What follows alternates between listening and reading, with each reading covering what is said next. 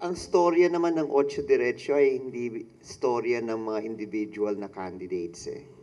Ang storya ng Ocho Diretso ay storya ng mga mamamayang Pilipino ito. Hindi po ito tinitignan namin as a problema dahil may mas malaking problema ang taong bayan kaysa sa mga pwedeng pag-usapan na mga usapin.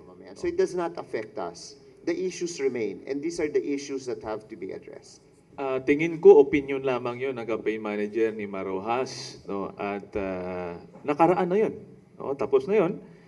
At nais ko ring sabihin na yung Otso Diretso at ang individual na miyembro ng Otso Diretso ay hindi nakabase sa istorya ng Liberal Party o ni President Aquino. So far, personal kong karanasan, maganda naman yung samahan namin. Kasama si Senator Marojas, si Pam Aquino, di ba?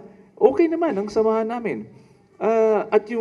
Pero I would like to state as well na hindi kami perpekto. Hindi rin perpekto yung nakaraang administrasyon. Si Senator Mar, si President Aquino, hindi rin sila perpekto. May kakulangan din. Pero yun ay nakaraan at yung tinitingnan natin na paano ma-improve itong present na administrasyon. Kasi ang issues ay right now, ngayon, hindi yung nakaraan. Lagi kasing binabato na ganun eh. So, sa akin personally, walang effect sa amin yan. The two, Sir Mar and the President, former President Pinoy, are victims of a fake news phenomenon.